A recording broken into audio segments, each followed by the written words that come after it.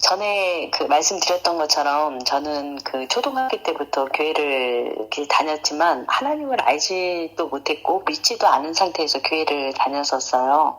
그러다가 고등학교 3학년 때 여름방학 때 하나님의 은혜로 창조주 하나님의 계시다는 것을 알게 되었고요. 그때부터 열심히 신앙생활을 이렇게 하는 중에 제가 20대 초반 때였었어요.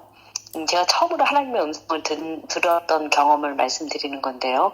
그냥 평소 때처럼 늘 성경을 창세기에서부터 순서대로 이렇게 요한계시록까지 성경을 읽고 있던 중에 제가 로마서 12장을 읽고 있을 때였었어요.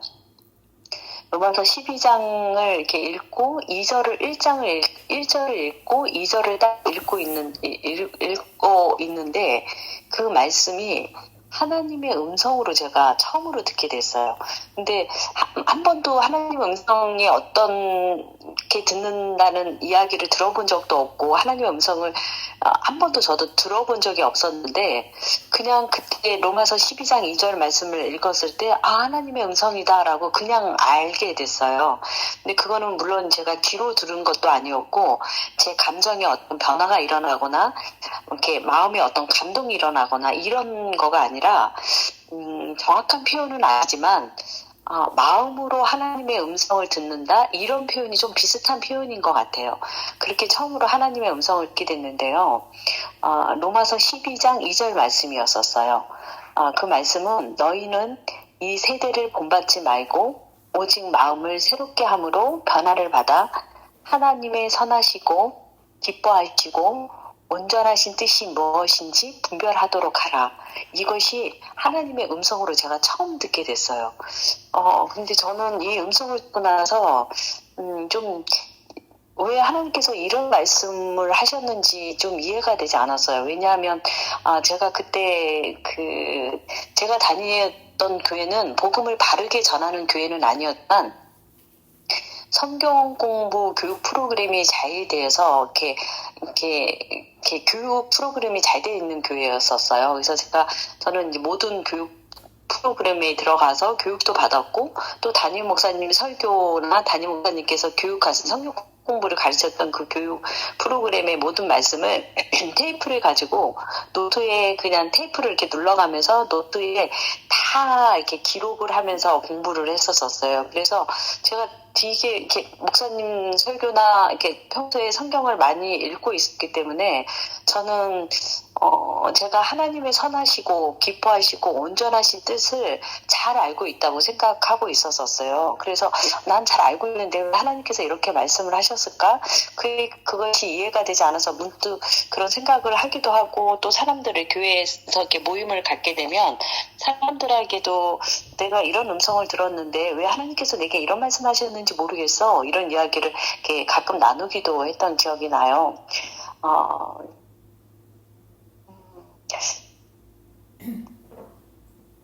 그러면서 제가 문득 이 말씀을 생각하면서 이 말씀을 묵상하면서요. 내가 하나님의 뜻을 잘 모르고 있나? 혹시 내가 하나님의 뜻을 잘 모르고 있는 건가? 이런 생각이 들면서 늘 이렇게 가끔 말씀을 다시 이렇게 묵상하게 됐었거든요. 그래서 이 세대를 본받지 말라라고 말씀을 하셨는데 이게 무슨 뜻일까? 나는 이미 이 세상을 본받지 않고 신앙생활을 정말 열심히 하고 있는데 왜 이런 말씀하셨을까? 또 그 다음 말씀이요. 오직 마음을 새롭게 함으로 변화를 받으라고 하셨는데 변화를 받기 위해서 마음을 새롭게 해야 해? 어떻게 해야 마음을 새롭게 하는 거지? 내가 어떻게 해야 마음을 새롭게 할 수 있을까? 그리고 그럼 지금까지 내가 알고 있는 거 말고 또 새롭게 내가 뭔가를 분별하고 이렇게 뭔가 내 마음을 좀 바꾸고 이렇게 해서 하나님의 선하시고 기뻐하시고 온전하신 뜻이 무엇인지를 알게 되는 걸까? 그게 뭘까? 이런 생각을 계속 이렇게 오랫동안 해왔었어요. 그러면서 이제 결혼을 해서 결혼 생활을 하게 되고, 그러는 중에 이제 저번에 이렇게 말씀드렸던 것처럼, 그런 체험들이 있었었고요. 이렇게 결혼 생활에 힘듦을 겪고, 또 이제 기도 중에 하나님께서 찾아오셔서 제가 하나님을 믿지도 않았을 때 그때부터 하나님께서 저와 함께 계셨고 저를 보고 계셨다는 영적인 체험을 하고 또 그 다음에 전적인 타락을 하나님께서 제게 찾아오셔서 경험으로 알게 해주셨던 일들을 이렇게 경험하게 돼요. 근데 제가 그 전적인 타락을 경험하고 나서 그리고 십자가의 하나님의 사랑을 정확하게 제가 그것을 알고 난 다음에요. 사람들하고 교제를 나눌 때 제가 교제가 잘 안 된다고 말씀드렸었잖아요. 제가 그 이후에 굉장히 마음이 힘들었던 게요. 저는 저희 가족은 다 이렇게 열심히 이렇게 신앙생활을 하고 있었기 때문에 저희 부모님이나 저희 형제들은 다 구원받았다고 생각을 했었어요. 그런데 제 친구들도 이렇게 신앙생활 열심히 하고 있는 제 친구들도 다 구원받았다고 생각했는데 제가 전적인 타락을 경험하고 나서 사람들하고 대화를 하면서 이 사람들의 주인이 자기이지 하나님으로 바뀐 적이 없구나, 하나님이 아니구나라는 것을 선명하게 알면서 제가 마음이 굉장히 힘들었던 게 구원받은 사람이 없는 거예요. 저희 부모님도 저희 형제도 아무도 구원받은 사람이 없는 거예요. 그러니까 제가 말씀드렸던 그 선생님 외에는 주인이 바뀐 사람이 아무도 없는 거예요. 그래서 지금 죽으면 이 사람들이 다 지옥에 간다는 것을 제가 알게 된 거예요. 그래서 그것이 너무나 큰 고통이었었어요. 꽤 오랫동안 그것 때문에 마음이 너무 힘들어서 하나님은 어떻게 해야 돼요? 모두 다 지옥에 가는 거예요? 이런 기도를 들으면서 제가 마음이 계속 힘들었었어요. 꽤 오랫동안 이런 이렇게 고통 가운데에 있으면서 이 문제를 놓고 하나님 앞에 이렇게 기도하는 중에요. 어느 날 제가 또 성경을 로마서 12장을 읽고 있었는데 12장 3절에 이런 말씀이 기록되어 있는 거예요. 내게 주신 은혜로 말미암아 너희 각 사람에게 말하노니 이 말씀이 하나님께서 저에게 주시는 말씀이었었어요. 제가 굉장히 고통스러워하고 힘들어하고 있을 때 하나님께서 저에게는 이렇게 말씀이 들렸던 거예요. 제 이름이 민숙이에요. 민수가 마땅히 생각할 그 이상의 생각을 품지 말아라. 하나님께서 이렇게 말씀을 주시는 거예요. 오직 하나님께서 각 사람에게 나누어 주신 믿음의 분량대로 지혜롭게 생각해라. 이렇게 성경 말씀을 통해서 하나님께서 깨닫게 해주셨어요. 그러니까 저는 하나님께서 제가 마땅히 생각할 그 이상의 생각을 품어서 고통스러워하지 마. 그건 하나님의 권한이야. 하나님의 주권 안에 있는 거야. 오직 하나님께서 너에게 나눠준 너의 믿음의 분량이 있어. 그 믿음의 분량대로 지혜롭게 생각해라. 이렇게 성경을 통해서 하나님의 말씀을 제가 알게 됐어요. 그래서 그때부터는 내가 이렇게 고통스러워하고 마음 아파하는 것이 하나님 보시기에 기쁜 일이 아니구나 라는 것을 알게 되었고요. 이것이 하나님의 절대 주권 안에 들어가 있는 거구나 라는 것을 제가 알게 됐어요. 그러면서 사도 바울도 나와 같은 큰 근심과 고통이 있었었구나. 그래서 로마서 9장 1절에 보면 이스라엘 민족이 복음을 받아들이지 않는 것으로 인해서 사도 바울도 굉장히 큰 근심을 했고 끊이지 않는 고통 가운데 있다라는 고백을 하는 걸 봤어요. 그래서 사도 바울도 나와 같은 고통을 겪구나. 이제 그러면서 이제 제 그 안에 있었던 그 고통과 그 아픔을 내려놓게 그렇게 되었고요. 그리고 이제 제가 마지막으로 하나님의 음성을 듣게 된 것을 말씀을 드리는데요. 이 음성을 듣고 나서는 제가 그 뒤로는 하나님의 음성을 한 번도 들은 적이 없어요. 그러니까 제가 아까 로마서 12장 2절, 그 12장 3절 말씀을 드린 거는 하나님의 음성으로 들은 것이 아니라 그냥 성경을 읽을 때 성령님께서 깨닫게 해주신 거죠. 내가 마땅히 생각할 그 이상의 생각을 품지 말고 오직 하나님께서 각 사람에게 나눠주신 믿음의 분량대로 지혜롭게 생각해야 되는 거구나. 이렇게 하나님께서 깨닫게 해주신 거죠. 그래서 제가 마지막으로 하나님의 음성을 들은 거는요. 제가 어떤 공간에 있었는데, 이렇게 텅 비어있는 공간이었었어요. 그곳에 이제 저 혼자 이렇게 쉬러 이렇게 들어갔었는데, 그곳에 저 혼자 있는데, 제 마음 가운데 이런 음성이 들렸었어요. 얘야, 너하고 나는 이런 관계란다? 이런 말씀을 하셨었는데요. 이런 관계란다, 이때 이런 관계란다, 이 말씀을 하실 때, 제 안에 그 기억이 나면서 이렇게 확 느껴졌던 게 있었는데, 그것이 뭐였냐면요.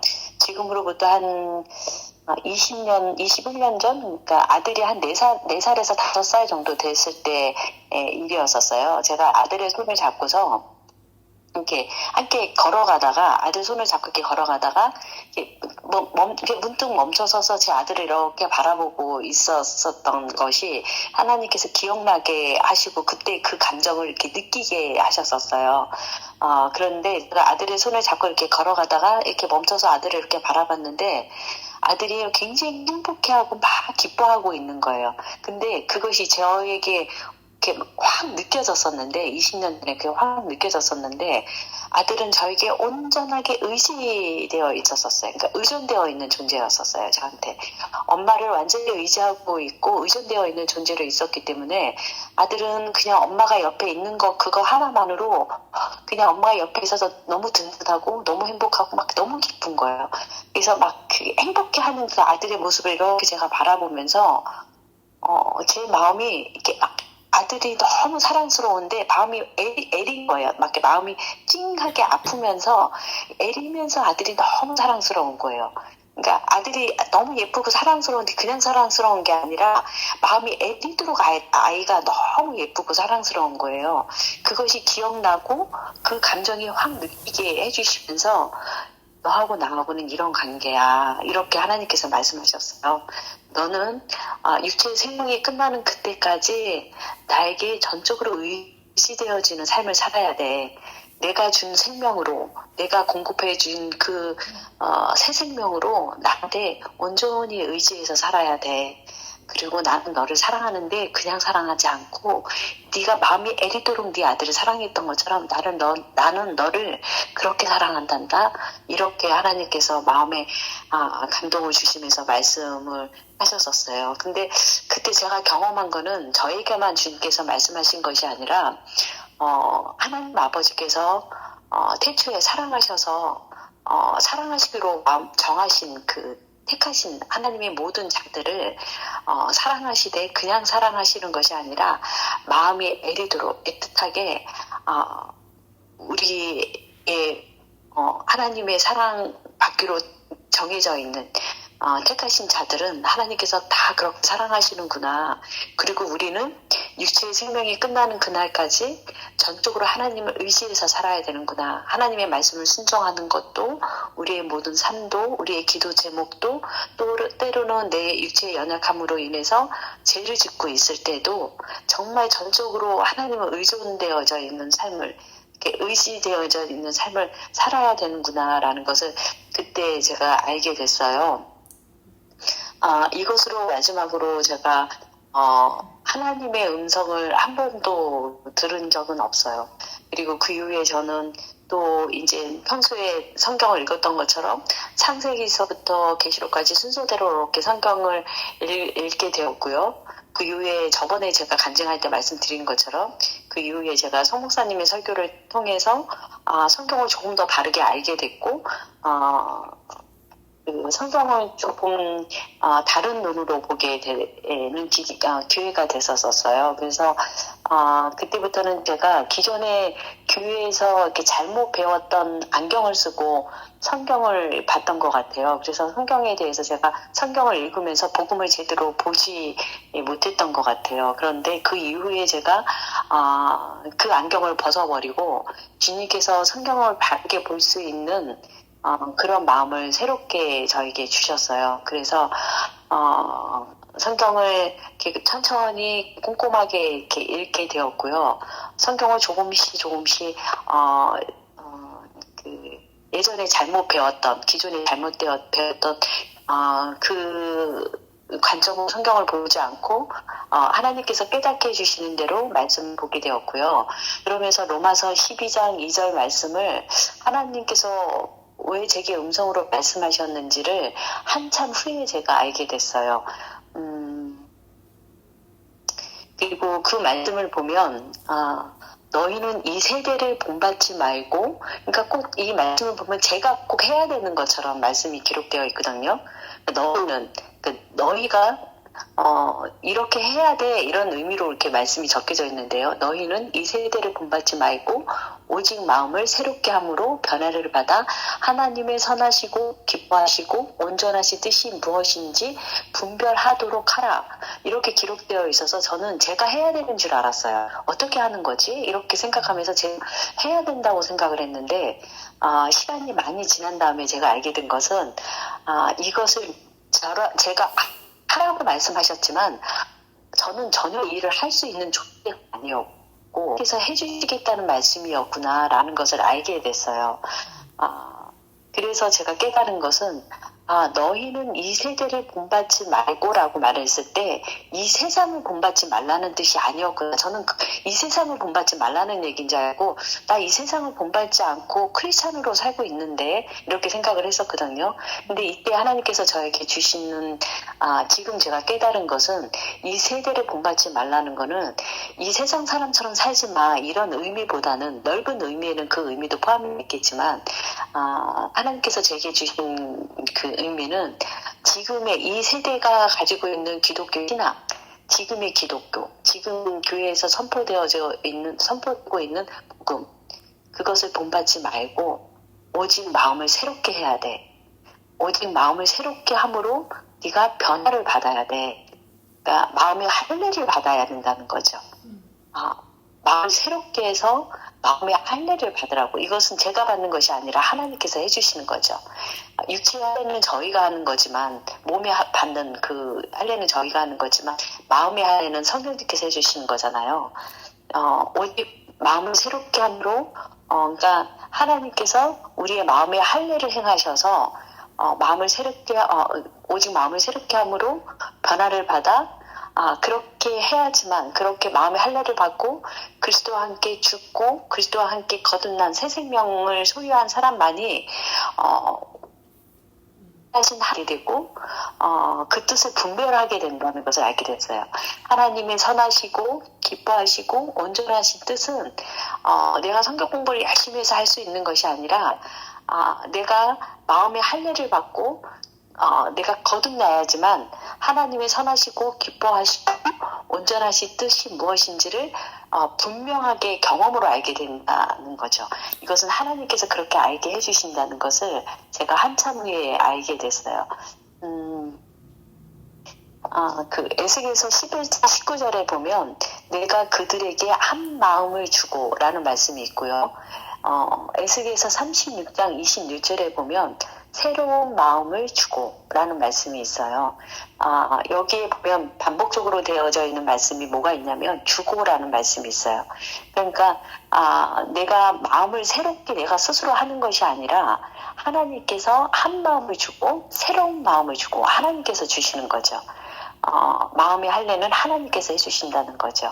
그래서 그 할례를 받은 사람만이 하나님을 경험으로 알 수 있겠다는 거죠. 마치 예를 들면 어떤 게 예를 들 수 있냐면요. 아주 훌륭한 아버지가 계시다고 한번 예를 들어볼게요. 아주 이분은 유명하신 분이시라서 사람들이 인터넷을 검색하거나 이분에 대한 그 책이나 이런 것들을 통해서 한 아들의 아버지를 안다라고 한번 이야기를 해볼게요. 그 사람들은 인터넷을 검색해서 이분이 몇 년도에 태어나고 고향은 어디고 그리고 어떤 업적들을 남겼고 어떤 대학을 나왔고 또 어떤 책을 썼고 이런 것들이 이렇게 사람들이 검색해서 알 수 있잖아요. 그렇지만 아들은 이 아버지, 훌륭하신 이 아버지의 아들은 그 사람들이 이 사람에 대해서 막 검색해서 알고 있는 것보다 조금 적게 알 수는 있지만 그들처럼 자세하게 아버지에 대해서 정확하게 알 수는 없지만 아들은 아버지와 함께 생활함으로 인해서 아버지를 경험으로 알아요. 우리 아버지를 아들은 경험으로 아버지를 안다는 거죠. 우리 아버지는 화가 났을 때 얼굴 표정이 어떻게 되고, 우리 아버지는 기뻤을 때 어떻게 소리를 지르시고, 또 우리 아버지는 어떤 음식을 좋아하시고, 기뻤을 때 리액션 하시고, 이런 것들을 아들은 사람들이 자서전을 그 아버지에 대해서 인터넷을 검색해서 알고 있지 않은 것들을 경험으로 아들은 아버지를 알고 있는 거죠. 마치 하나님의 선하시고 기뻐하시고 온전하신 뜻이 무엇인지 분별하도록 하라라고 말씀하신 이 분별은 아들이 아버지와 함께 살고 있는 아들이 아버지를 알고 있듯이 아는 것을 이야기하는 거죠.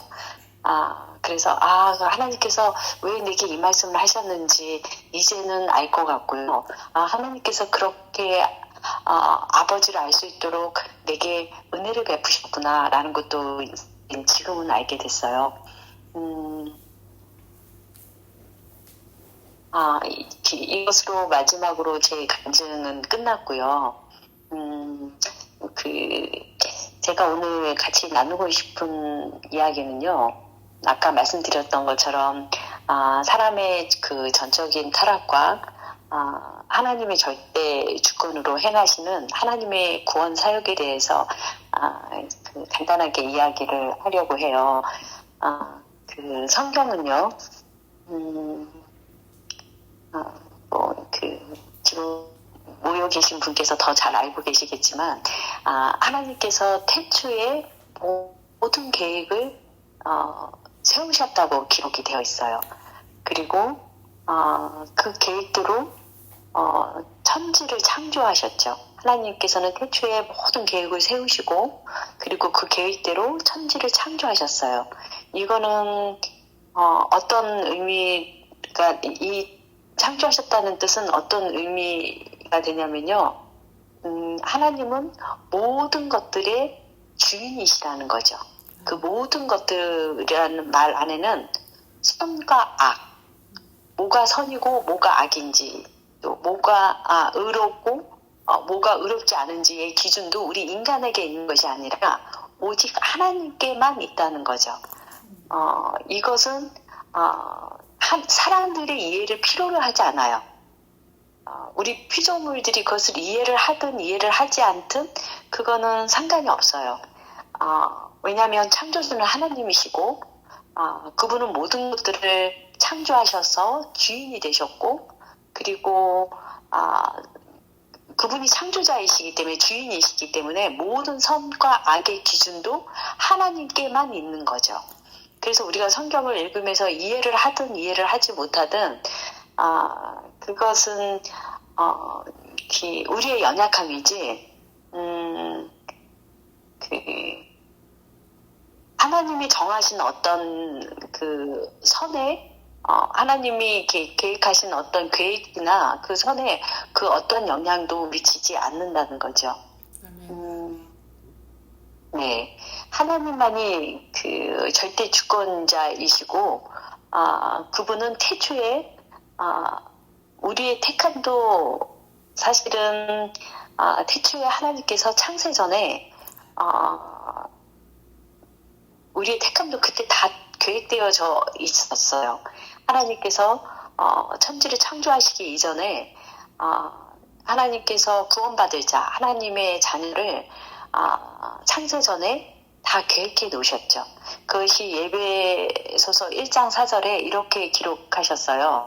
창세 전에 그리스도 안에서 우리를 택하사 우리로 사랑 안에서 거룩하고 흠이 없게 하시려고 라는 말씀이 기록되어 있죠. 그러니까 우리를 택하시는 것은 우리의 어떤 행위, 내가 태어나서 좀 선하게 살고 이렇게 교회를 나가서 이렇게 예수님께 기도를 하게 되고, 그리고 내 죄를, 자범죄를 회개하고, 이렇게 하는 모습을 보니까 죄를 구원시켜줘야 되겠구나, 이렇게 하신 게 아닌 거죠. 창세 전에 이미 다 계획되어져 있었던 거죠.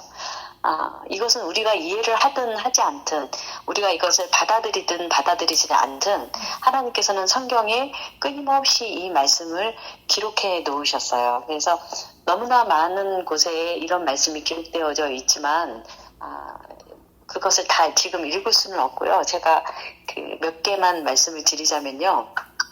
다니엘서 4장 35절에 하늘의 군대에게든지 땅의 사람에게든지 그는 자기 뜻대로 행하시나니, 하나님은 천사든지 사람이든지 그분의 뜻대로 행하시는 거예요. 그리고 다니엘 5장 23절에는요. 왕의 호흡을, 여기 왕은 벨사살 왕을 얘기하는데요. 왕의 호흡을 주장하시고 왕의 모든 길을 작정하시는 하나님께는 영광을 돌리지 아니한지라.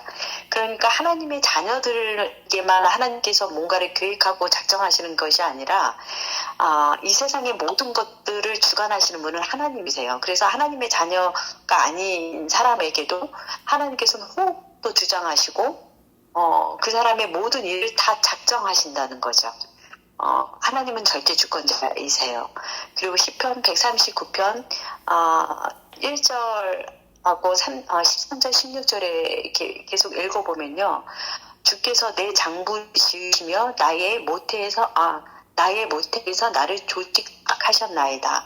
그러니까 어머니의 모태에 있을 때부터 하나님께서 나를 조직하시는 분이시라는 거죠. 그분이 나의 주인이시라는 거죠. 창세기 48장 15절에도요. 야곱이 죽기 전에 요셉을 위해서 이렇게 축복하면서 기도하는 내용이 나오는데요. 그때 야곱의 기도 중에 이런 말씀이 나와요. 출생으로부터 지금까지 나를 기르시는 하나님. 출생으로부터 지금까지 나를 기르신 하나님이시죠. 예배소서 1장 4절에서 예배소서 1장 11절에 보면요. 그의 뜻에 결정대로 일하시는 이의 계획을 따라 우리가 예정을 입어. 하나님은 절대 주권자이시기 때문에 그분의 뜻대로, 그분의 결정대로 일을 하시는 분이세요. 그분의 계획에 따라 우리가 예정을 입는 거예요. 하나님이 귀한 그릇으로 쓸지, 그렇지 않은 그릇으로 쓸지를 하나님의 그분의 뜻대로 그분이 결정하시고, 그분이 계획에 따라서 그분이 예정하시고 택하시고 그분의 계획에 따라 그분의 때가 되면 그분의 일을 하시는 거죠. 마태복음 25장 34절에도요. 아버지께 복받은 자들이여 나와 창세로부터 너희를 위하여 예비된 나라를 상속받으라. 그러니까 창세로부터 너희를 위하여 예비된 나라를 상속받으라. 아까 제가 말씀드렸던 것처럼 예배소서 1장 4절 말씀드렸던 것처럼 창세 전에 그리스도 안에서 우리는 택함을 받은 자들인 거죠. 창세 전에요. 네.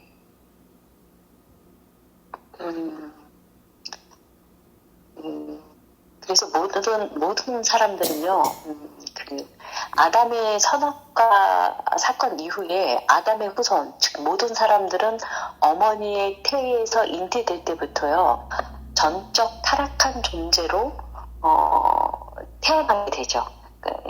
자세한 내용은 이야기를 안 해도 잘 아실 것 같아서 아담의 선악과 사건에 대해서는 잘 알고 계신 부분이라서 이제 아담의 선악과 사건 이후에 아담의 모든 후손은, 그러니까 이 세상에 태어나는 모든 사람들은 어머니의 태에서 잉태될 때부터 전적 타락한 상태로 태어나게 돼요. 그래서 아무리 막 율법을 외우고 지키려고 노력을 해도, 아무리 복음을 들어도 최선을 다해서 신앙생활을 해도 우리는 늘 모자란 삶을 살 수밖에 없고 모래 위에 바벨탑을 쌓는 행위를 할 수밖에 없는 존재이죠. 그래서 시편 14편 3절에 전적 타락에 대해서 이야기를 하고 있는데요. 선을 행하는 자가 없으니 하나도 없다라는 말씀이 있고, 시편 51편 5절에 내가 죄악 중에 출생하였으며 어머니가 죄 중에서 나를 잉태하였나이다 라는 말씀이 있고요. 로마서 3장 10절에 의인은 없나니 하나도 없으며 라는 말씀이 있어요. 그러니까 성경을 이렇게 읽어보면 우리가 전적인 타락한 존재인 것에 대해서 너무나 많은 곳에 이렇게 기록이 되어 있어요.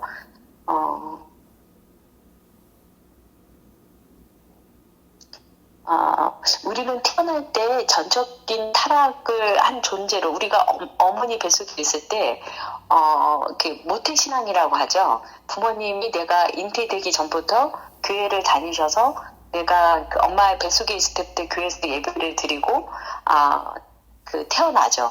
그렇게 태어났지만 모태신앙이라고 이야기를 하지만 사실은 하나님하고 관계가 없는 전적인 타락한 존재로 태어나게 되죠. 그러다가 이제 부모님을 따라서 교회를 나가게 되든 또는 안 믿는 가정에 태어나서 전도자를 통해서 이제 교회를 나가서 하나님을 믿게 되든 처음에 전적인 타락한 존재였다가 하나님의 부르심을 받고 교회를 나가서 이제 거기서 복음을 듣고 예수님을 영접하고 막 영적인 어떤 체험도 하고 눈물도 흘리고 회개도 하고 막 엄청난 그 많은 일들을 이렇게 경험하고 죄송한데 지금 이게 무슨 소리죠? 여보세요? 네, 글쎄요, 모르겠어요. 무슨 소리가 나는 거지? 모르겠어요, 저도. 막 뒤집거리는 소리가 좀 크게 나서. 예. 왜 그렇지? 그런 소리가 안 들리시나요? 들려요. 그런데 그냥 가만히. 지금 괜찮아요. 좀 지금 괜찮아요. 예. 괜찮아요? 네, 안 들려요, 지금은.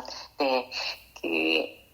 하나님의 부르심을 받고 교회를 나가서 예수님을 영접하고 회개하고 눈물도 흘리고 많은 영적인 체험도 하고 새벽 예배도 나가고 또 어떤 분들은 하나님의 부르심을 따라 선교도 나가고 어떤 사람은 그 노방전도를 하기도 하고 또 어떤 사람은 자기가 가지고 있는 재산을 다 팔아서 교회에다 헌금하기도 하고 이렇게 많은 일들을 하죠. 그것이 성경에 기록되어 있는데요.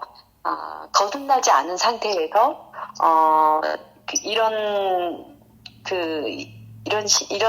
행함을 하는 신앙생활을 하는 사람들에 대한 모습이 성경에 기록되어 있는데요. 로마서 13장, 고린도전서 13장을 볼게요. 지금 성경책 다 가지고 오셨죠? 네. 네, 고린도전서 13장을 볼게요.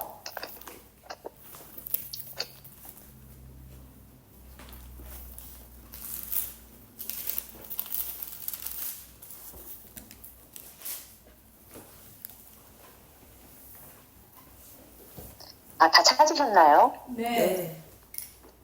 네네. 고린도전서 13장 1절부터 3절을 좀 누가 읽어봐 주실래요? 내가 사람의 방언과 천사의 말을 할지라도 사랑이 없으면 소리나는 구리와 울리는 꽹과리가 되고 내가 예언하는 능력이 있어 모든 비밀과 모든 지식을 알고 또 산을 옮길 만한 모든 믿음이 있을지라도 사랑이 없으면 내가 아무것도 아니요 내가 내게 있는 모든 것으로 구제하고 또 내 몸을 불사르게 내줄지라도 사랑이 없으면 내게 아무 유익이 없느니라. 네. 제가 다시 한번 읽어볼게요. 내가 사람의 방언과 천사의 말을 할지라도 사랑이 없으면 소리나는 구리와 울리는 꽹과리가 되고 사람의 방언을 하고 천사의 말을 하는 것은 굉장히 믿음이 좋은 사람이죠. 그리고 2절에 내가 예언하는 능력이 있어 모든 비밀과 모든 지식을 알고 모든 비밀과 모든 지식을 안대요. 그리고 예언하는 능력이 있대요. 굉장히 믿음이 좋은 사람이죠. 또 산을 옮길 만한 모든 믿음이 있을지라도 사랑이 없으면 내가 아무것도 아니요. 산을 옮길 만한 믿음은 굉장히 큰 믿음이잖아요. 그리고 3절에 내가 내게 있는 모든 것으로 구제하고 가지고 있는 모든 것으로 구제하고 그리고 내 몸을 불사르게 내어줄지라도 사랑이 없으면 내게 아무 유익이 없느니라라는 말씀이 있어요. 근데 이 말씀을 보면 사랑이 없이 이 일을 행할 수 없어요. 사랑이 없이 내가 가지고 있는 모든 것을 나눠줄 수 없고요. 사랑이 없이 내 몸을 불사르게 내어줄 수 없어요. 그런데 여기에서는 사랑이 없으면 아무 유익이 없다라고 얘기해요. 네 몸을 불사르게 내어준다 하더라도, 그리고 네가 가진 모든 것들을 다 팔아서 가난한 자들을 구제한다 할지라도 산을 옮길 만한 큰 믿음을 가지고 있고 예언하는 능력이 있어서 모든 비밀, 영적인 비밀을 얘기하죠. 영적인 모든 지식을 네가 다 가지고 있어도, 알고 있어도 이것이 아무것도 아니래요. 아무 유익이 없고 아무것도 아니고 소리나는 구리와 울리는 꽹과리 같다라고 성경에 기록되어 있어요. 그런데 이 말씀을 자세히 보면 이것은 큰 믿음과 큰 사랑이 없이는 도저히 이만한 신앙생활을 하기가 쉽지 않죠. 그러면 여기 말하는 사랑이 없으면 이것이 유익하지 않다라고 얘기를 하는데, 그러니까 그 사람이 구원받는데 아무 의미가 없다는 얘기죠. 유익하지 않다는 얘기는 구원에 이르지 못한다는 거죠. 그러면 도대체 사랑은, 성경이 지금 여기서 말하고 있는 사랑은 뭘까요? 4절부터 4절부터 한 10절까지 한번 읽어볼게요. 계속 다시 읽어봐 주실래요? 사랑은 오래 참고 사랑은 온유하며 시기하지 아니하며 사랑은 자랑하지 아니하며 교만하지 아니하며 무례히 행하지 아니하며 자기의 유익을 구하지 아니하며 성내지 아니하며 악한 것을 생각하지 아니하며 불의를 기뻐하지 아니하며 진리와 함께 기뻐하고 모든 것을 참으며 모든 것을 믿으며 모든 것을 바라며 모든 것을 견디느니라. 사랑은 언제까지나 떨어지지 아니하되 예언도 패하고 방언도 그치고 지식도 패하리라. 우리는 부분적으로 알고 부분적으로 예언하니 온전한 것이 올 때에는 부분적으로 하던 것이 패하리라. 네, 감사합니다. 4절부터 10절 말씀을 읽어보면 행위 부분을 비교해보면 1절에서 3절 말씀과 4절에서 10절에 기록되어 있는 말씀을 이렇게 행위 부분에서 이렇게 비교해보면 사실 4절에 나와 있는 오래 참고 온유하고 시기하지 않고 자랑하지 않고 교만하지 않으며 이것이 내 몸을 불사르게 내어주고 내가 가진 모든 것을 팔아서 가난한 자들을 구제하고 이런 것에 비하면 그렇게 크게 느껴지지 않아요. 그냥 이렇게 온유한 성품을 가지려고 노력하고 자랑하지 않으려고 노력하고 교만하지 않으려고 노력하는 것이 사실은 1절부터 3절이 기록되어져 있는 것에 비해서 훨씬 어렵거나 훨씬 클 것 같지 않은 느낌이 들죠. 이렇게 내용만 이렇게 읽어보면. 그런데 1절부터 3절에 행위를 한다 할지라도 이것은 그 사람에게 아무것도 아니고 아무 유익이 없고 이 사람이 생명이 없는 데 있어서 거듭남에 있어서 천국에 들어가는 데 있어서 아무 유익이 없는 거죠. 그러면서 4절부터 10절 말씀 사랑에 대해서 이렇게 나와 있는데요. 그러면 여기 나와 있는 이 사랑은 그러면 내가 온유하려고 노력하면 되고 자랑하지 않으려고 무례히 행하지 않으려고 자기 유익을 구하지 않으려고 노력하고 화내지 않으려고 노력하면 되는 걸까? 불의를 기뻐하지 않고 진리와 함께 기뻐하면 되는 걸까? 이런 생각이 들죠. 그런데 여기서 나와 있는 사랑에 대해서요. 다른 성경에 이렇게 말씀하고 있는데요. 요한일서 4장 7절에서 8절 말씀을 보면은요. 사랑하는 자들아, 우리가 서로 사랑하자. 사랑은 하나님께 속한 것이니.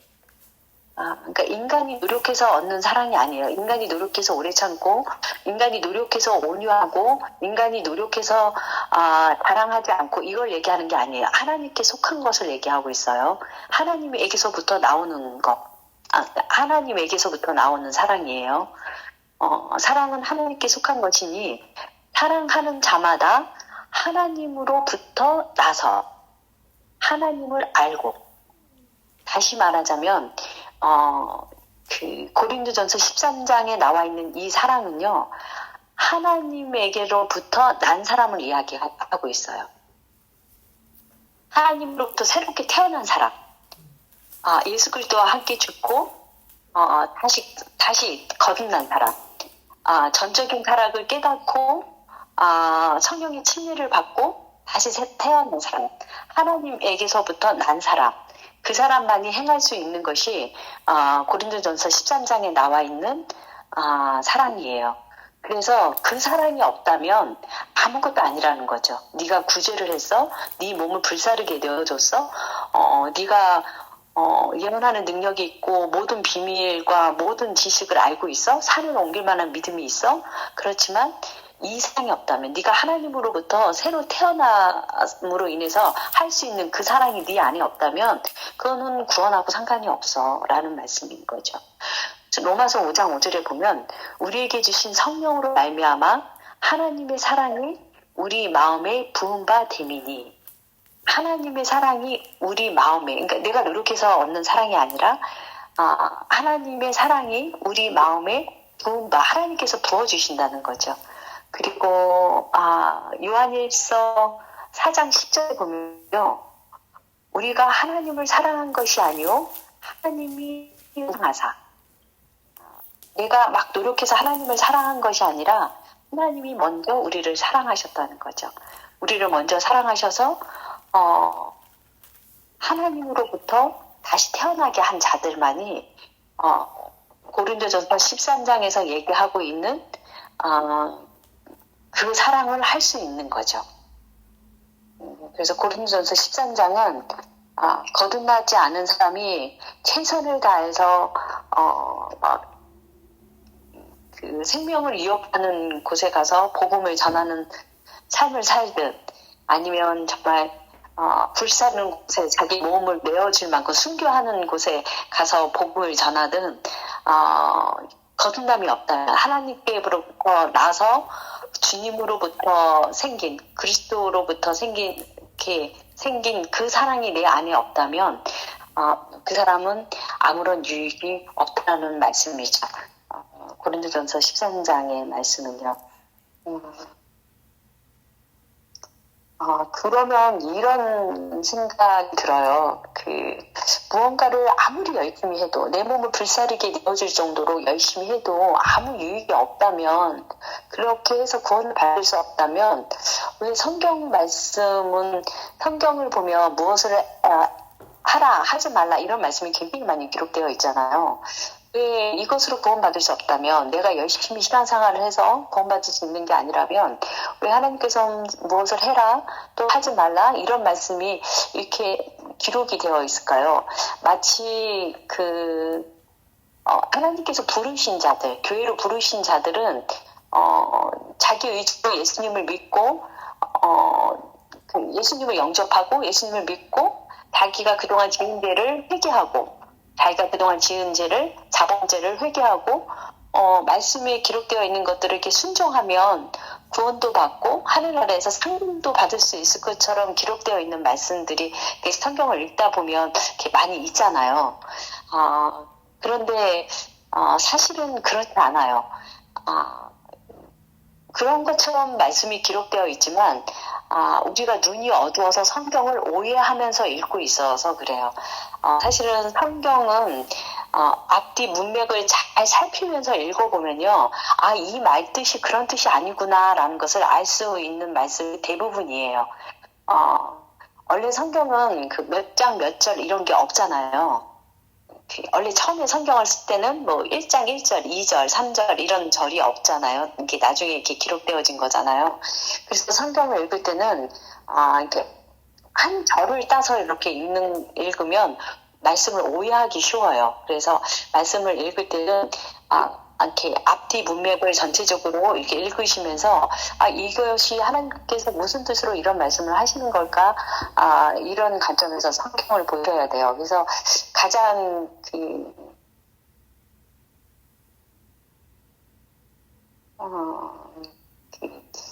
오해하기 쉬운 말씀이 있는데요.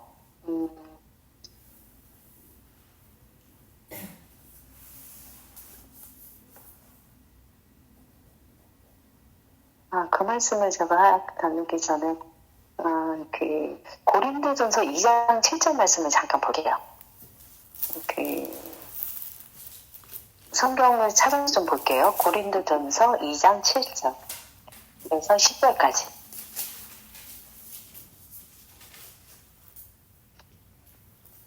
누가 좀 찾으셨으면 읽어주세요. 오직 은밀한 가운데 있는 하나님의 지혜를 말하는 것으로서 곧 감추어졌던 것인데 하나님이 우리의 영광을 위하여 만세 전에 미리 정하신 것이라. 이 지혜는 이 세대의 통치자들이 한 사람도 알지 못하였나니 만일 알았더라면 영광의 주를 십자가에 못 박지 아니하였으리라. 기록된 바 하나님이 자기를 사랑하는 자들을 위하여 예배하신 모든 것은 눈으로 보지 못하고 귀로 듣지 못하고 사람의 마음으로 생각하지도 못하였다 함과 같으니라. 오직 하나님이 성령으로 이것을 우리에게 보이셨으니 성령은 모든 것 곧 하나님의 깊은 것까지도 통달하시느니라. 사람의 일을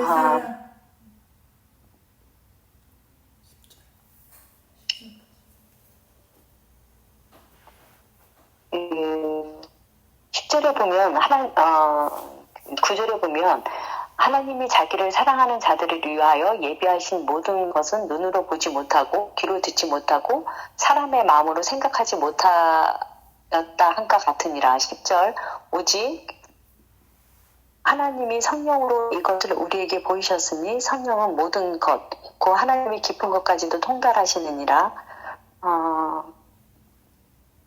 그 12절 그 중간 조금 뒤쪽에 보면 우리에게 은혜로 주신 것들을 알게 하려 하심이니라.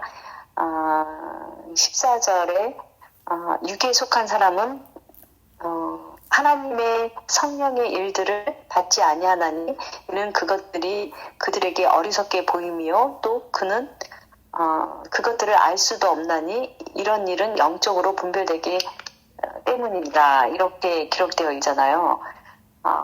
그 하나님의 말씀은요, 그 모든 사람들이 다 읽으면 그 진리를 다 구원에 이르는 그 진리를 다 쉽게 알 수 있도록 기록되어져 있는 책이 아니에요.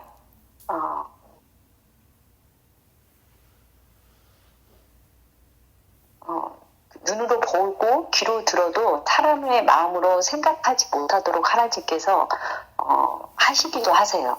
그래서 성경책은 이거는 돈 주고 사서 무당이든 스님이든 누구나 다 성경책은 읽을 수 있어요. 교회를 나오는 사람이든 나오지 않는 사람이든 누구나 성경은 다 읽을 수 있지만 그러나 이 성경에 기록되어 있는 하나님의 말씀은 누구나 다 들을 수는 없어요. 그래서 주님께서는 이런 말씀을 성경에 자주 말씀하세요. 들을 게 있는 자들은 들으라. 그리고 귀 있는 자는 성령이 교회들에게 하시는 말씀을 들을지어다 라고 말씀을 하셔요. 그 사도행전 7장 51절에 보면 스데반 집사가 이렇게 순교당하기 전에 이렇게 설교하는 내용이 나오는데요. 어떤 말씀을 하시냐면요. 목이 곧고 마음과 귀에 할례를 받지 못한 사람들아 라는 말을 해요. 그러니까 귀에 할례를 받아야 된다는 거죠. 귀에 할례를 받지 못한 사람은 거듭나지 않은 사람은 복음을 정확하게 이렇게 받지 못해요. 그것을 경험으로 알지 못해요. 그래서 마음과 귀에 할례를 받아야 되는 거죠. 성경에 기록되어 있는 이 복음은요, 마치 밭에 감추어져 있는 보물과 같아요. 하나님께서는 그 보물을 하나님께서 그 보물을 보게 하고 듣게 하는 자만이 그 보물을 발견하게 되는데요. 이것은 내가 성경을 보고서 공부해서 깨달아서 지적 동의를 한 것을 얘기하지 않아요. 경험으로 그것을 발견한 걸 얘기해요. 이렇게 성령님께서 오셔서 보게 하시고 깨닫게 해주시고 들을 수 있도록 있는 자들은 들으라 말씀하신 것처럼 하나님께서 듣게 해주시는 자들만이 밭에 숨겨져 있는 보물을 발견하게 되고 그래서 그것이 얼마나 가치 있는지를 알게 돼서 아주 기쁨이 충만하게 되죠. 그래서 자신이 가지고 있는 모든 전 재산을 팔아서 기쁜 마음으로 그 밭을 사하게 돼요. 이사야 45장 7절 말씀을 잠깐 읽어볼게요.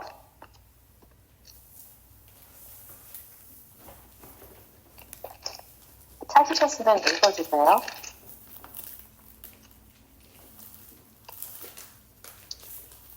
(45장) 7절.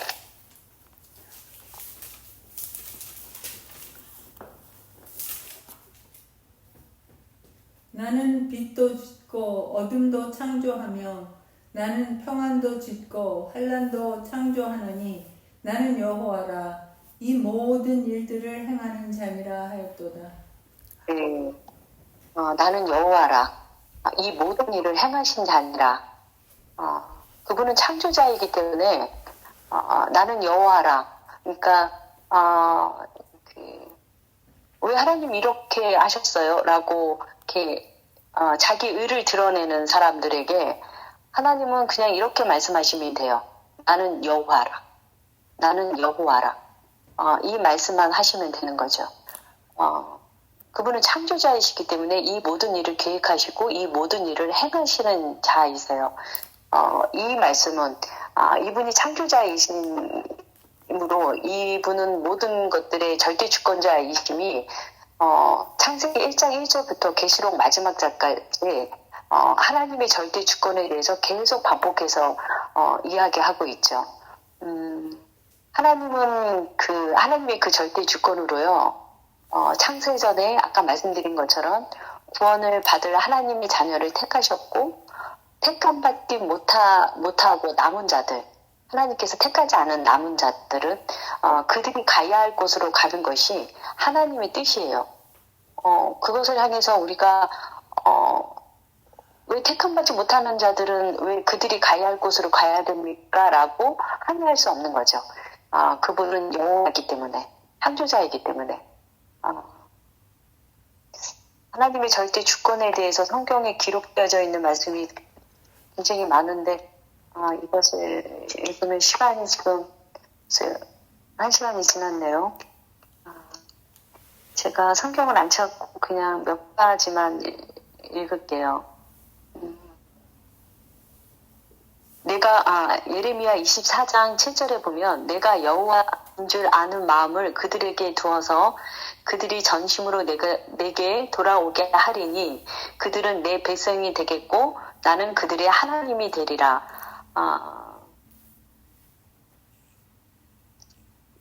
마태복음 11장 25절에서 30절까지 다 읽으면 좋은데 그 중에 어떤 말씀이 있냐면요. 지혜롭고 슬기 있는 자에게 숨기시고 어린 아이에게 나타내셨다는 말씀도 있고요. 이것이 아버지의 뜻이다. 아들의 소원대로 계시를 받은 자 외에는 아버지를 아는 자가 없느니라. 마태복음 13장 1절에서 15절에 보면 이거는 좀 길구나. 마태복음 15장 13절에 보면요. 심는 것마다 아버지께서 심으시지 않은 것은 뽑힐 것이니 라는 말씀이 있고요. 신명기 29장 4절에 보면 깨닫는 마음과 보는 눈과 듣는 귀는 오늘까지 여호와께서 너희에게 주지 아니하셨느니라. 하나님께서는 깨닫게 하는 들을 수 있는 귀를 주시기도 하고 하시지만 어떤 사람에게는 또 어떤 사람에게는 마음을 둔하게 하기도 하고 보는 눈과 듣는 귀를 주지 않으셔서 깨닫지 못하게 하나님이 하시기도 하시죠. 이런 말씀이 성경에 굉장히 많이 기록이 되어 있는데요. 요한복음 6장 37절, 요한복음 6장 44절. 지금 시간이 없어서 제가를 읽지는 못하겠고요. 이런 말씀이 성경에 굉장히 많이 기록되어 있죠.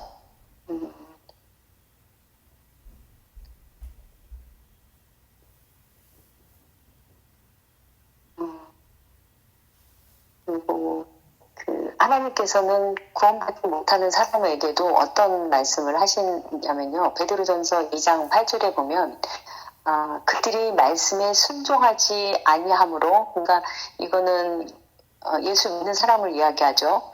말씀에 순종하지 아니함으로 넘어지다니 이는 그들을 이렇게 정하신 것이라. 하나님께서 이제 사람이 순종하지 않았고 순종하지 않음으로 그 사람이 넘어진 거지만 하나님을 떠난 거지만 하나님께 나왔다가 순종하지 않아서 넘어진 아닌 그가 하나님을 떠났지만 그가 그렇게 된 것은 하나님께서 그렇게 정하신 거래요. 베드로전서 2장 8절에. 그리고 데살로니가 후서 3장 2절에 보면 믿음은 모든 사람의 것이 아니니라는 말씀도 있고요. 또 5절에 보면 주께서 너의 마음을 인도하여 하나님의 사랑과 그리스도의 인내에 들어가게 하시기를 원하노라. 주님께서 너의 마음을 인도하신다는 거죠. 그러니까 내가 뭔가를 내 의지로 노력하고 내가 의지로 이렇게 뭔가를 동의하고 해서 구원에 이르는 게 아니라 주께서 너의 마음을 인도하셔야지만 그것이 가능하다는 말씀이 데살로니가 후서 3장 5절에도 그런 말씀이 기록되어 있고요.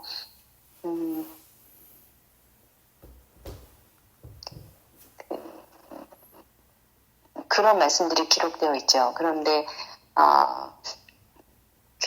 사람들이 가장 오해하기 쉬운 표적인 말씀을 아까 이렇게 말씀드리려고 하다가 지금 다시 말씀을 드리는데요. 요한복음 3장 16절 많은 사람들이 암기하고 있는 말씀이죠. 그거를 찾아서 한번 읽어볼게요. 사람들이 가장 크게 오해하고 있는 말씀이요. 요한복음 3장 16절 말씀이요. 하나님이 세상을 이처럼 사랑하사 독생자를 주셨으니 이는 그를 믿는 자마다 멸망하지 않고 영생을 얻게 하려 하심이라. 네. 그래서 이것이 전도지에도 많이 기록이 되어 있고, 새신자 교육이나 복음을 전할 때 가장 많이 쓰는 말씀이잖아요. 그런데 하나님이 세상을 이처럼 사랑하사 독생자를 주셨으니 이는 그를 믿는 자마다 멸망치 않고, 그래서 예수님을 내가 믿으면 멸망치 않고 영생을 얻게 되는구나, 이렇게 오해할 만한 말씀인데요. 이 말씀 전에 어떤 말씀이 나와 있냐면요. 예수님과 니고데모의 대화가 나와 있어요. 그래서 잘 알고 계신 것처럼 예수님께서 거듭남에 대한 이야기를 성경 전체 중에서 이곳에만 하나님 니고데모하고 이야기 나누면서 거듭남에 대한 얘기를 이곳에만 이렇게 하셨죠. 니고데모 앞에서만. 거듭남에 대한 이야기가 계속 나오면서 그러면서 16절 이야기가 나온 거예요. 그런 관점에서 이 16절을 보자면 믿는 자마다 멸망치 않고 영생을 얻게 하려 하심이라, 이 말씀은 이 믿는 자마다는 거듭난 사람의 믿음을 이야기하는 거죠. 그냥 내가 직접 동의를 해서 믿는 것이 아니라 여기서 16절에 나와 있는 그를 믿는 자마다 멸망치 않고 영생을 얻는 이 믿음은 거듭난 사람의 믿음을 이야기하고 있죠.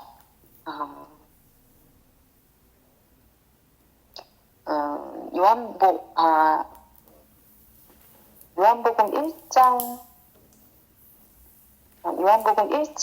12절을 좀 볼게요.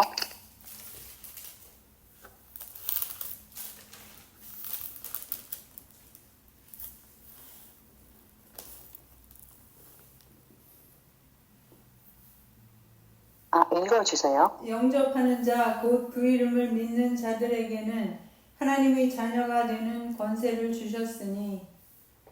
네, 영접하는 자 곧 그 이름을 믿는 자들에게는 하나님의 자녀 되는 권세를 주셨으니. 그럼 밑에 13절에 보면 이는 혈통으로나 육정으로나, 그래서 여기서 이는이라는 말의 뜻은 12절의 말을 보충하고 있는 거죠. 이 말의 뜻은 무슨 뜻이냐면, 12절의 말의 뜻은 무슨 뜻이냐면 하면서 13절에 기록되어 있는 말씀인 거죠. 혈통으로나 육정으로나 사람의 뜻으로 나지 아니하고 오직 하나님께로부터 난 자들이니라. 그러니까 여기서 말하는 영접하는 자, 그 이름을 믿는 자는 하나님께로부터 난 자들을 이야기하고 있다라고 13절에 설명을 하고 있죠. 그리고 요한복음 6장 47절에 보면 이건 그냥 제가 읽을게요. 믿는 자는 영생을 가졌나니 이런 말씀이 나와 있어요. 그래서 믿으면 영생을 갖게 되는구나. 47절만 보면 그렇게 이해가 되지만 47절 말씀 전에 44절에 보면 아버지께서 이끌지 아니하면 아무도 내게 올 수 없으니라는 말씀이 44절에 나와 있어요. 그래서 여기서 믿는 자라는 말의 뜻은 44절에 아버지께서 이끈 사람들을 이야기하고 있는 거죠. 그래서 이런 이야기를 조금 더 나누면 좋은데 시간이 지금 너무 많이 지나서 지금 제가 말씀드린 것처럼 예수를 그냥 내가 영접하고 그냥 믿으면 내 의지로 믿으면 구원을 받을 거라고 생각되어지는 그 말씀을 나와 있을 때 성경의 전체적인 그 말씀의 앞뒤 문맥을 이렇게 살피면서 읽어보면 이것은 하나님이 택하신 자들이구나. 전적 타락을 회개하고 물과 성령으로 거듭난 사람, 이런 사람의 믿음을 이야기하고 있구나. 하나님께로부터 태어난 사람, 그런 사람들의 믿음을 이야기하고 있구나라는 것을 충분히 알 수 있어요. 그럼에도 불구하고 가끔 그런 말씀이 있어요. 앞뒤 문맥을 다 살펴보고 읽었는데도 불구하고 그냥 내 의지로 하나님을 믿어서 구원받는 것처럼 이렇게 오해될 만한 말씀이 간혹 있어요. 그런데 앞뒤 문맥을 살펴서 이해되지 않는다 하더라도 성경에서 전체적으로 이해하고 있는 성경 전체의 흐름을 이렇게 보면은요, 그 말씀이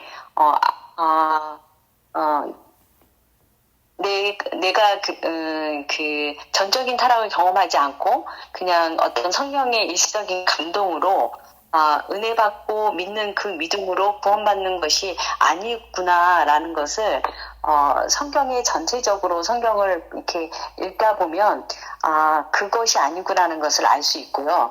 만약에 정말 극히 드물지만 내 의지로 믿는 그 믿음이 구원에 이르는 믿음인 것처럼 기록되어 있는 말씀을 만약에 그렇게 해석해 버리면 성경의 대부분의 말씀을 이해할 수 없는 말씀으로 바뀌어 버려요. 그러니까 그런 말씀을 이렇게 오해해서 받아들이게 되면 창세기서부터 계시록까지 기록되어 있는 하나님의 이 말씀이 이해되지 않는 말씀이 대부분의 말씀이 이해되지 않는 말씀으로 바뀌어져 버리기 때문에 성경을 읽을 때는 성경의 앞뒤 문맥을 봐야 되고 그렇게 돼서 이해되지 않을 때는 성경의 전체적인 복음을 이해를 하면서 그 말씀을 해석해서 보는 것이 정확하죠. 그리고 성경은요, 하나님이 택하신 자들을요, 잃어버린 자라고 표현을 많이 해요. 그리고 때로는 잠든 자라는 이야기도 하고 있어요. 에베소서 5장 14절에 보면은 잠자는 자여 깨어서 죽은 자들 가운데서 일어나라 라는 말씀이 있어요. 그러니까 이거는 잠자는 자여라고 이야기할 때는 예수님을 믿기 전에 사람인데 잠자는 자와 죽은 자를 구별해서 이야기를 하고 있어요. 그래서 그리스도의 빛은 잠자는 자에게만 비춰져요. 그러니까 다 예수를 지금 안 믿고 있는데 구원받지 않은 사람인데 주님께서는 잠자는 자여 깨어서 죽은 자들 가운데서 일어나라 이렇게 말씀을 하세요. 그래서 하나님의 태초에 택하신 자들은 잠자는 자로 하나님께서 표현하시기도 하세요. 그리고 잃어버린 자라는 표현도 하나님께서 하세요. 그리고 주님께서는 성경에 어떤 말씀 택하신 자들을 부르시러 오시는 것을 어떻게 표현하시냐면요. 잃어버린 자를 찾으러 오셨다는 말씀을 하셔요. 그러니까 나는 너희 모두를 다 구원하러 오셨다 이렇게 말씀하신 게 아니라 내가 잃어버린 자를 찾으러 오셨다라는 말씀. 그러니까 모든 사람을 찾으러 오셨다고 말씀하지 않으시고 잃어버린 자를 찾으러 오셨다고 말씀을 하셔요. 조금 빠르게 얘기를 할게요. 우리 100마리의 양 중에 99마리 양을 두고 한 마리의 잃어버린 양을 찾아서 가는 예화를 아시잖아요. 그리고 그 10드라크마를 가지고 있다. 누가복음 15장에 나오는 그 이야기죠. 10드라크마를 가지고 있었는데 한 드라크마를 잃어버리는 이야기가 나오죠. 그래서 한 드라크마를 찾기 위해서 주인이 찾죠. 드라크마는 자기가 주인에게로 갈 수 없어요. 움직일 수도 없고 주인을 인지할 수도 없어요. 잃어버린 드라크마를 찾기 위해서는 주인이 움직여야 되죠. 어디 있는지 주인이 찾아야 되는 거죠. 그리고 돌아온 탕자 이야기도 그렇고요. 야곱과 에서 이야기도 그렇고 열처녀 비유도 그렇고요. 이 모든 이야기는요. 하나님이 잃어버린 양을 찾으러 오셨다는 뜻이에요. 그래서 99마리가 잃어버린 양이 아니고요. 99마리는 하나님이 부르신 양이시고요. 100마리 양은 하나님이 부르신 양이셨는데 그 중에 한 마리의 잃어버린 양은 그 하나님이 태초에 택하신 하나님의 잃어버린 양인 거죠. 10드라크마 중에서 잃어버린 한 드라크마도 그 잃어버린 자에 포함이 되고요. 그 돌아온 탕자 이야기도 돌아온 그 둘째 아들이 잃어버린 자가 되고요. 야곱과 에서 이야기에서도 야곱은 잃어버린 자가 되고요. 열처녀의 비유에서도 지혜로운 5처녀는 잃어버린 자가 되는 거죠.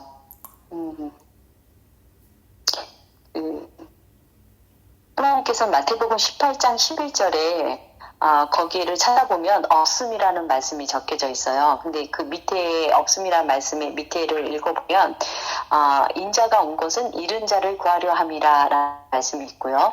마태복음 10장 6절에 그 예수님께서 12제자를 이렇게 전도하러 이렇게 보내실 때 예수님께서 하시는 말씀이세요.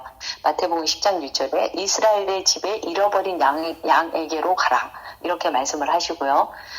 그 다음에 누가복음 19장 1절에서 10절에 보면 삭개오 이야기가 나오는데요. 삭개오 이야기가 거의 끝나갈 때쯤에 10절에 어떤 말씀이 나오냐면요. 삭개오 이야기 끝나고 바로 인자가 온 것은 잃은 자를 구원하려 함이라는 말씀이 적혀 있어요. 그러니까 삭개오가 예수님을 찾아온 것이 아니죠. 나무 위로 올라가서 내가 예수님을 찾아가야 한 게 아니라 나무 위로 올라간 건 삭개오가 했지만 삭개오는 하나님이 잃어버린 자였던 거예요. 태초에 하나님께서 택하신 자였던 거죠. 요한복음 6장 36절에 보면 너희는 나를 보고도 믿지 아니하는도다. 왜냐하면 왜 하나님을 보고도 믿지 않냐면 37절에 뭐라고 말씀이 적혀 있냐면요. 하나님 아버지께서 내게 주시는 자는 다 내게로 올 것이요. 내게 오는 자는 내가 결코 내쫓지 아니한다는 말씀이 나와 있어요. 그러니까 너희는 나를 보고도 믿지 않는 이유는 아버지께서 내가 주지 않았기 때문이야 라는 말씀이 있고요. 요한복음 18장 9절에 아버지께서 내게 주신 자 중에서 하나도 잃지 아니하였사옵나이다 라는 말씀이 있어요. 그래서 하나님은 절대 주권자로서 그 주권으로 어떤 자는 잃어버린 자를 찾으러 오시기도 하시고 또 어떤 자는 하나님께서 주시지 않았기 때문에 하나님의 복음의 말씀을 듣고도 믿지 않게 된다는 말씀을 하고 있는 거죠. 우리가 구원받기 위해서는 태초에 하나님의 택하신 자들을 하나님께서 구원의 길로 인도하셔요. 그러나 이제 그거는 하나님의 일을 하시고요. 우리 입장에서는 우리는 구원받기 위해서는 반드시 물과 성령으로 다시 태어나는 경험이 있어야 돼요. 성령으로 그것을 경험해야 전적인 타락을 성령으로 경험하고 그래서 전적인 타락을 회개하는 그 회개가 있어야 이것이 구원받는 회개가 되죠. 이것이 고넬료 사건의 그 11장에 나와 있는 구원에 이르는 회개라는 말씀이 나와 있는데요. 다음에 혹시 기회가 돼서 이야기를 나누게 되면 좋겠지만, 오늘 시간이 없어서, 회개가 구원받는 회개가 있고요. 그렇지 않은 회개가 있죠. 자범죄를 회개하는 회개는 구원에 이르는 회개가 아니고 모자라는 회개죠. 그러나 성령님께서 오셔서 우리에게 전적인 타락을 깨닫게 하셔서 전적인 타락을 회개하고 그리스도와 함께 죽고 다시 태어난 거듭난 사람은 구원에 이르는 믿음을 갖게 되죠. 오늘 그 말씀을 마무리하면서 제가 드리고 싶은 말씀은요. 사실은 하나님이 하시는 이 구원 계획은요. 우리가 막 조화롭고 막 논리적으로 완전하게 설명을 하는 건 좀 사실은 불가능해요. 왜냐하면 이것은 우주 만물을 창조하신 하나님이 하시는 일이기 때문에 정말 티끌 같은 우리가 하나님이 하시는 일을 완전하게 설명하고 완전하게 이해하는 거는 불가능해요. 그냥 단지 하나님께서 성경에 기록되어 있는 말씀을 읽으면서 하나님께서 깨닫게 해주신 것을 우리가 그냥 이해할 뿐이죠. 성경은 이렇게 말씀하고 있죠. 너희들이 믿지 않기 때문에 구원을 받지 못하는데 너희가 믿지 않는 것은 하나님께서 그렇게 정했기 때문이야. 베드로전서 2장 8절에 나와 있죠. 하나님께서 그렇게 정했기 때문이야. 너희가 믿음으로 구원을 받을 수 있었던 것은 너희가 그 구원받는 믿음을 받아서 믿음으로 구원을 받게 될 수 있는 것은 내가 너에게 생명 없는 믿음을 주었기 때문에 너희가 구원받은 회개를 하고 그래서 구원받는 믿음을 갖게 된 거야 라고 성경은 그렇게 기록되어 있어요.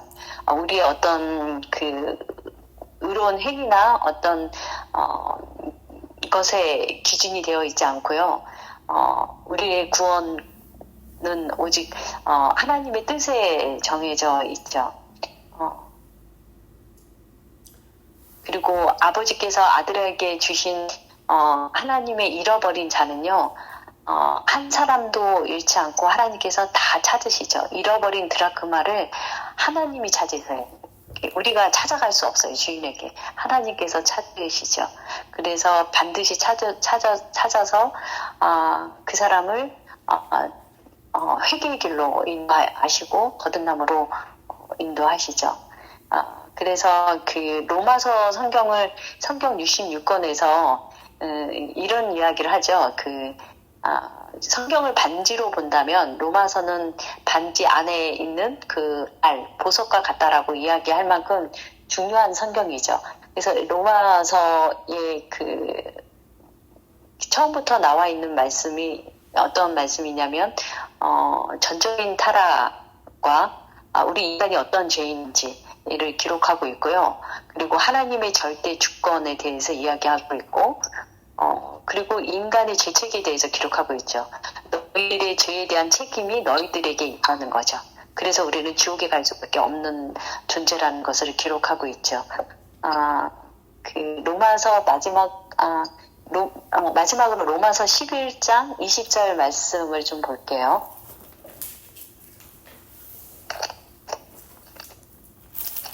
로마서 11장 20절 말씀을 보면요. 제가 읽을게요. 옳도다. 그들은 믿지 아니함으로 꺾이고 너는 믿음으로 섰느니라. 높은 마음을 품지 말고 도리어 두려워하라.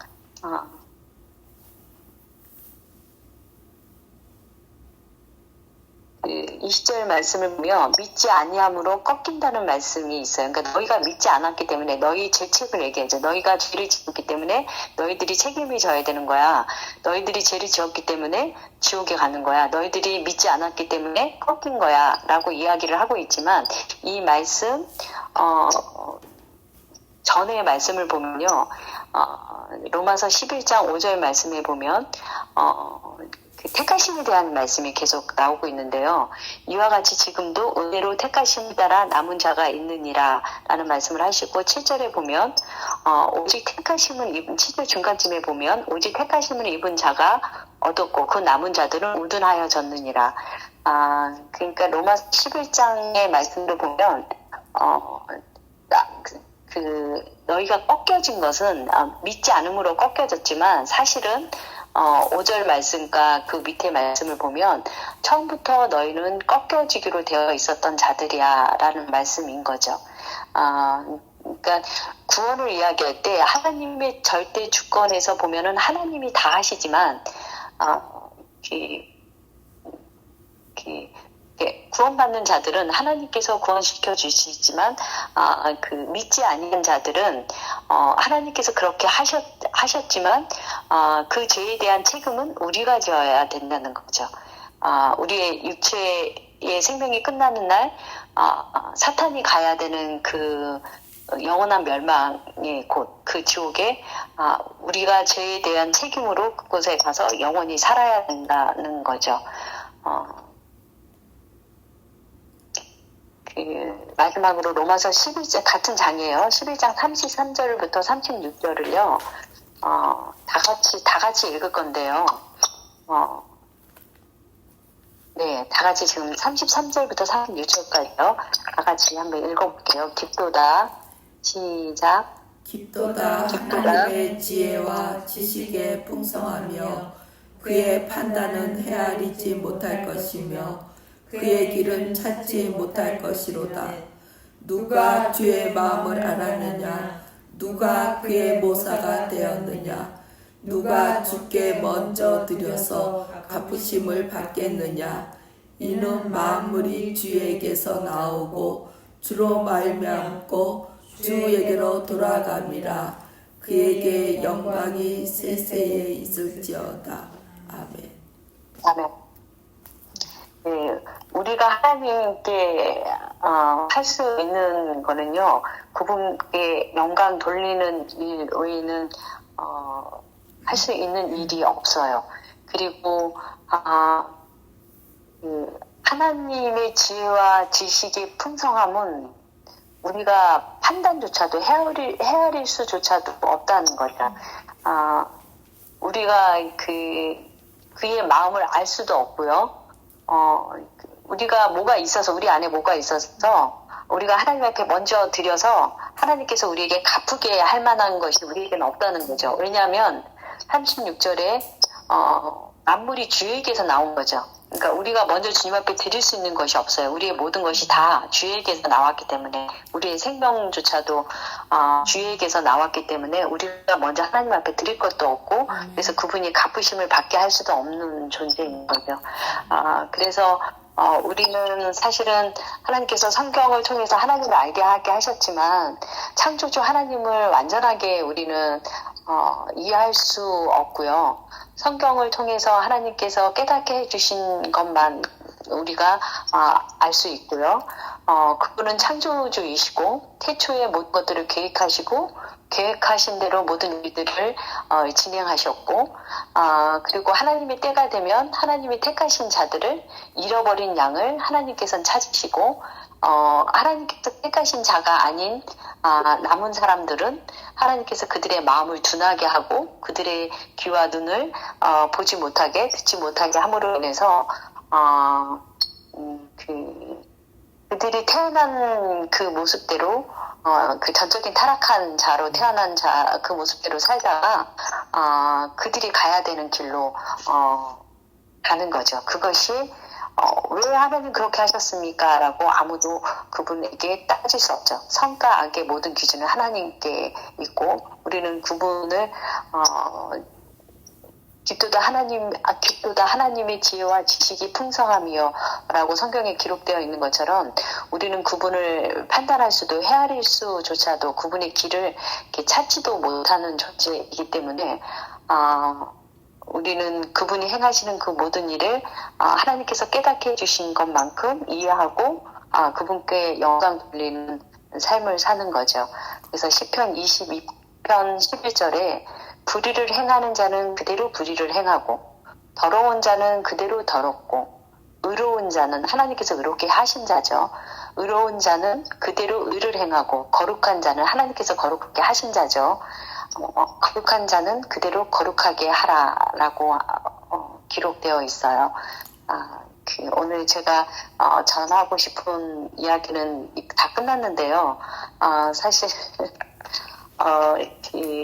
시간이 조금 부족해서 제가 중간에 조금 좀 자세히 설명해야 되는 부분이 있었는데 그냥 넘어가서 이렇게 조금 매끄럽지 못하게 그 설명이 진행된 것 같아요. 그래서 너무 죄송하고요. 네, 한 1, 2분 정도 질문하실 분, 한 분 정도만 받아야 될 것 같아요. 송 목사님께서 이제 곧 이제 모임 시작하시죠? 11시 30분에. 네. 네네.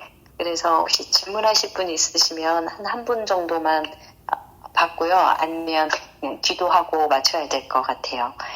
시간이. 질문이 너무 많은데요. 그래요. 제가 말을 너무 빠르게 해서 혹시 이해하는데 불편하진 않으셨나요? 아니요. 예. 근데요, 네. 전도사님. 네네. 그러니까 부르시고 택하시잖아요. 하나님이. 그러니까 그러니까 제가 영어로 이제 이거를 번역을 하면은, 그러니까 many are called, but few are chosen. 그러니까 많은 사람을 불렀지만 택하신 자는 많이 없는 거잖아요. 네. 근데 그걸 제가 지금 잘못 이해를 하고 있는지, 그거를 딱 들었을 때는, 그러니까, 주권자 하나님이 모든 거를 하시면은 왜 그냥 부르시고 택하실까요? 그냥 택하시질 않으시고. 네네네, 맞아요. 너무 중요한 말씀을 하셨는데요. 그래서 아까 제가 시간이 없는데 자꾸 반복해서 뭘 말씀드렸냐면요. 깊도다 하나님의 지혜와 지식과 풍성함이요. 그의 판단은 헤아리지 못할 것이며 그의 길을 찾지 못할 것이로다. 누가 주의 마음을 알겠느냐, 누가 그의 모사가 되었느냐라는 말씀을 제가 자꾸 반복해서 말씀을 드릴 거예요. 네, 알았습니다. 그냥 하나님께서 그냥 택하시면 되지. 네. 왜 그러면 100마리의 양은 하나님께서 같이 있었던 양이에요. 그런데 길 잃어버린 한 마리, 잃어버린 양을 하나님께서 찾으세요. 99마리의 99마리 양을 두시고. 그러면은 처음부터 한 마리 양만 이뻐하시면 되지. 왜 부르셨어요? 궁금하죠? 그렇죠. 여쭤보고 주님께 여쭤보세요. 네, 그거는 하나님의 뜻이세요. 그냥 그거는 하나님의 우주 만물을 창조하신 하나님의 뜻이세요. 그러면 모르겠어요. 부르신 자들이 이렇게 열심히 아까 우리 고린도전서 13장을 읽었었잖아요.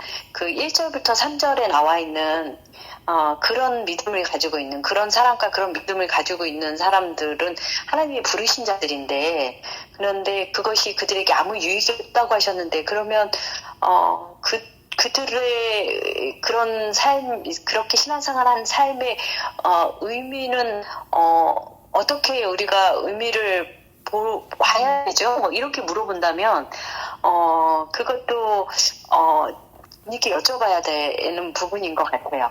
근데 성경은 그냥 분명하게 나와 있어요. 그렇게 노력하고 애썼으니까 내가 그런 거를 어느 정도 내가 그때 인정해줄게. 나는 사랑이 많으니까 이렇게 말씀하지 않으세요. 아무 유익이 없어. 우리는 깽깔이야. 그냥 그 주님은 그렇게 말씀하셔요. 네. 네. 알겠습니다. 네, 시간이 다 돼서, 권사님이 기도해 주시고, 그리고 마칠게요. 그리고, 네, 오늘, 그리고 혹시 뭐 궁금한 사항이 있으면 개인적으로 아무 때나, 미리 시간을 저한테 말씀해 주시면 연락해 주셔서 물어보시면 될 것 같아요. 네. 네, 네. 근데 죄송해요. 제가, 네. 기도해 주세요. 전도사님, 근데 네. 저희들이 이렇게 네. 너무 들어야 될 게 저희들이 네. 기다리고 있는데요. 오늘도 이렇게 네. 질문들을 많이 못 하잖아요. 질문 속에서 전도사님 얘기 통해서 저희들이 알아지는 게 굉장히 많거든요. 네. 그런데 전도사님이 기도하시고 언제 이렇게 말씀해 주신다고 얘기하시면 저희는 언제든지 이 시간에 준비하고 있을게요. 그렇게 아니, 제 간증이 다 끝났고요. 예, 제 간증은 간증이 다 끝났는데, 끝났고, 예. 그리고, 예, 그러니까 오늘 말씀이 저기, 일주일에 두 번씩 성목사님하고 모임을 가지시잖아요. 그래서, 예, 제가 뭐 특별히 할 거는 없는 것 같아요. 그래서, 혹시 뭐 궁금한 사항이나 뭐 이런 게 있으면 그냥 개인적으로 전화를 주셔서 여쭤봐 주셔도 될 것 같고, 그래요. 시간이 지금 30분이 돼서, 저번에도 제가 좀 늦게 끝나서 성목사한테 너무 죄송해가지고요. 권사님께서 기도해 주시고, 간단하게 기도해 주시고, 예, 마칠게요. 지금 홍인규 집사님이 기도하고 마칠게요. 어느 분이요? 홍인규 집사님이요. 네, 알겠습니다. 네. 홍인규 집사님, 기도해 주세요. 하나님 아버지 감사합니다. 주님의 절대 주권 앞에 저희들이 정말 어찌할 바를 알 수 없습니다. 주님. 하나님, 저희들을 불쌍히 여겨 주시옵소서. 하나님, 주여. 불쌍히 여겨 주시옵소서. 주님, 주님 불쌍히 여겨 주시옵소서. 주님, 주님, 저희 뱃속 깊은 곳에서부터 주님, 이 마음밖에는 저희들 주님 앞에 할 말이 없습니다. 하나님, 주님은 오르십니다. 무엇이든지 오르시고 무엇이든지 선하시며 무엇이든지 왕이시고, 주님의 그 주님 되심을 저희들 이 시간에 인정하고, 저희들이 아버지 너무나 부족한데 불쌍히 여기시고, 아버지 그 하나님을 저희들이 알 수 있도록 주님 이끌어 주시옵소서. 성령 하나님 불쌍히 여겨 주시옵소서. 하나님 정말 아버지 기도라기보다는 아버지 불쌍히 여겨달라는 아버지 그 절규밖에는 아버지 이 시간에 할 것이 없습니다. 하나님이여 불쌍히 여겨 주시옵시고, 하나님 저에게 이렇게 말씀하셨사오니 아버지여 저희들이 더욱더 하나님의 주권의 그것을 알아가며 따라가며 바라보며 살 수 있도록 주여 주께서 우리를 이끌어 주시옵소서.